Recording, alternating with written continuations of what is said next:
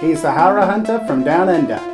He will go in search every week of the best and worst in horror movies throughout the month of October.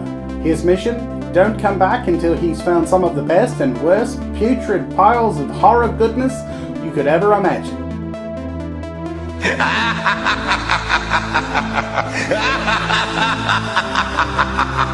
Welcome back to day 2, talking about Vincent Price. Now today we're going to look at something that's sort of horror, but not really horror. It's sort of rides a weird line. So let's talk about first why I'm going to talk about it. I'm going to talk about it because there's a mad scientist.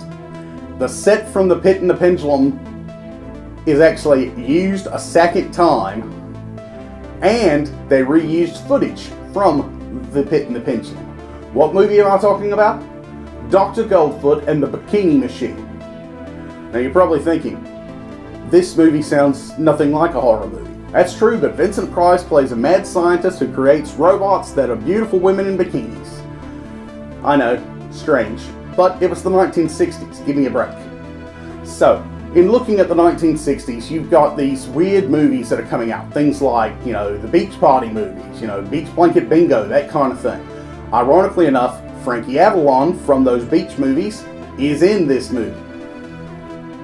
So you've got Frankie Avalon and Vincent Price, a pairing I never thought you'd ever see on screen together. Now, it's an interesting little film. It's sort of like a spy movie meets a comedy meets a mad scientist movie. I don't really know how to describe it. But the interesting part is Dr. Goldfoot, as played by Vincent Price, at the end of this movie, somehow, out of nowhere, he comes back into the room wearing his Pit and the Pendulum costume, and he's running away from Frankie Avalon's character and a couple of other characters, and they all wind up in the Pit and the Pendulum set room. I don't know how this happened. Roger Corman did not direct this film. Maybe he produced it and I just missed it. But either way, the fact that the Pit and the Pendulum set comes back in such a strange way is definitely intriguing to me. So, you've got a mad scientist, you've got Frankie Avalon, Annette Funicello even makes a cameo, if you can believe that. That's right, the Musketeer herself. It's an interesting film. That's all I can really say about it. It's an unusual film, it's funny, it made me laugh, but is it a horror movie? Probably not.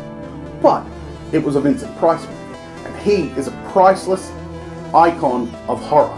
Someone we should all respect, because we wouldn't have movies today like we do if it was not for people pioneering the way like the great Vincent Price. His laugh is immortal, Thriller has made him immortal, his movies make him immortal. Let's all talk about the immortal Vincent Price next time we want to watch a scary movie. I'm the Horror Hunter, I've been talking instead of Aaron. I hope you've enjoyed these last 2 features talking about Vincent Price. Now let's talk about what we're going to do next time, shall we? I'm thinking next time around we're going to go with something a little smaller, a little Irish. That's right, next time we're going to be talking The Leprechaun. I'll see you guys later.